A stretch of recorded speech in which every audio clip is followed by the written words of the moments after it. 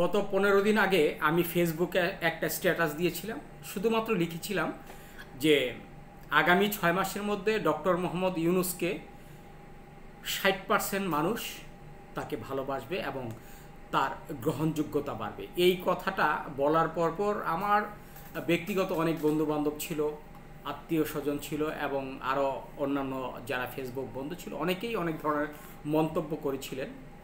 কিন্তু আমার এই ভবিষ্যৎবাণীটা ঠিক এর 4 থেকে 5 দিন পর এমনভাবে সারা বাংলাদেশের মানুষ এই ডক্টর মোহাম্মদ ইউনূসের প্রত্যেকটি পদক্ষেপ নিয়ে তার প্রশংসায় যখন পঞ্চমুখ হলো, তখন আমি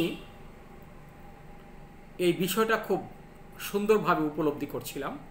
তার কারণ আমার ভবিষ্যৎবাণীটা যে এতটা সহজে, এতটা সুন্দরভাবে প্রমাণিত হবে, এই বিষয়টা আমার কাছে খুব ভালো লাগছিল। যদিও আমি নিজের প্রশংসাটা নিজেই করেই ফেললাম। তো যাই হোক,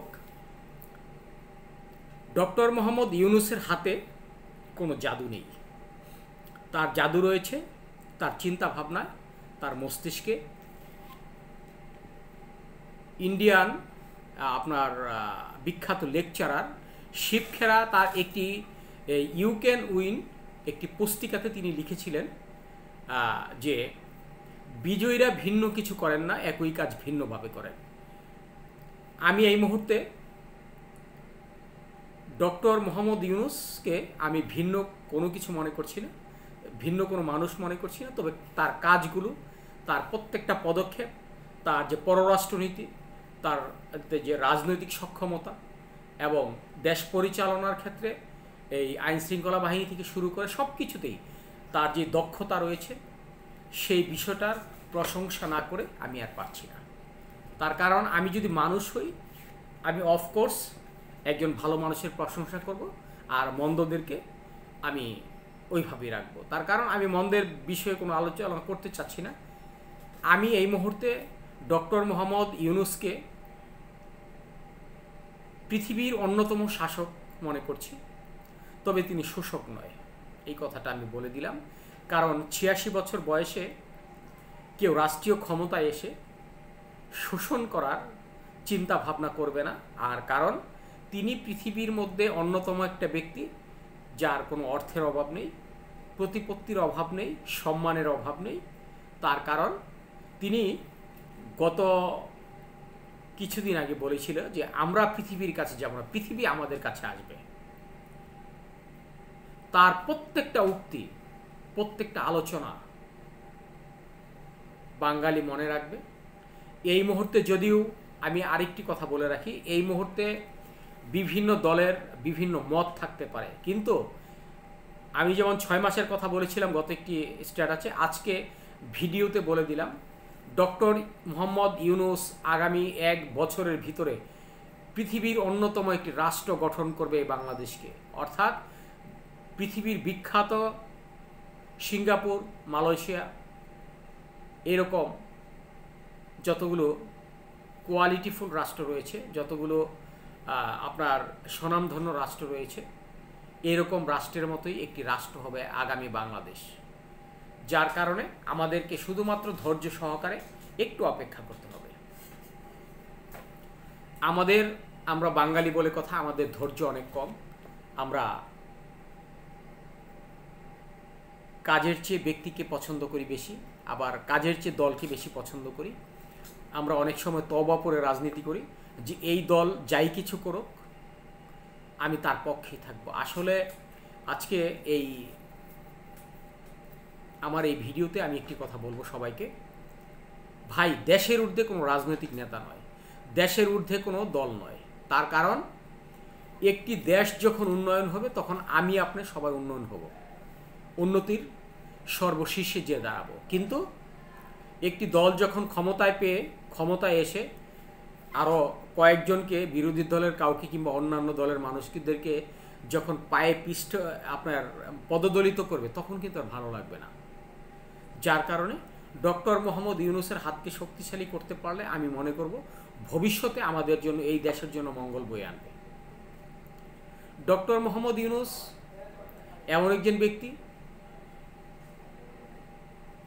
যিনি এই দেশকে পিছনে যাবার কোনো প্রচেষ্টা চালাবে না, এই দেশকে এগিয়ে নেওয়ার জন্য তিনি যতগুলো পদক্ষেপ নেওয়ার ঠিক অতগুলোই করবে, এবং তিনি কারো প্রশংসায় পঞ্চমুখ হতে চায় না। আপনারা দেখেছেন যে উনি মিডিয়ার সামনে খুব কম আসেন। তার কারণটা কি? তার কারণ একটাই, তিনি মিডিয়াতে ফলো আপ করে বলতে চাচ্ছে না যে আমি এটা করছি ওটা করছি। তিনি এমন একজন ব্যক্তি, তার কাজেই বলে দেবে ডক্টর মোহাম্মদ ইউনূস সে কতদিন ক্ষমতা থাকবে, এদেশের মানুষ তাকে কতদিন ভালোবাসবে। যে বিষয়টা আমি গত 1 সপ্তাহ 15 দিন আগে বলেছিলাম যে ডক্টর মোহাম্মদ ইউনূস আগামী 6 মাসের ভেতরে এদেশের মানুষের কাছে মধ্যমণি হয়ে থাকবে এবং তাকে 60% লোক ভালোবাসবে তার জনপ্রিয়তায়। কিন্তু এই মুহূর্তে ডক্টর মোহাম্মদ ইউনূসকে 5 বছরের জন্য ক্ষমতায় আনার জন্য হাজার হাজার লক্ষ লক্ষ কোটি কোটি মানুষ এখন তারা এই পদক্ষেপ নিচ্ছে। আপনার যদি বিশ্বাস না হয় তাহলে আপনি একটা স্ট্যাটাস দিয়ে দেখেন ডক্টর মোহাম্মদ ইউনূসকে কতদিনের জন্য ক্ষমতায় থাকতে চান, দেখবেন লক্ষ লক্ষ মানুষ তাকে সাপোর্ট করছে। তার কারণটা কি? এই 53 বছরে এই বাংলাদেশের অনেক রাষ্ট্রনায়ক আমরা দেখেছি, অনেক প্রধানমন্ত্রী দেখেছি, অনেক বিরোধী দলের নেতা দেখেছি, অনেক রাজনৈতিক নেতা দেখেছি। আসলে তারা অনেকেই, আমি সবাইকে বলছি না, তারা অনেকেই আমাদের চোখে ধুলো দিয়ে রাষ্ট্র পরিচালনা করে এদেশ থেকে বহুত crore crore million billion dollar তারা অন্য দেশে পাচার করেছেন, এই দেশকে শূন্য করে ফেলেছেন, এদেশের মানুষকে আপনার পদদলিত করে ফেলেছেন।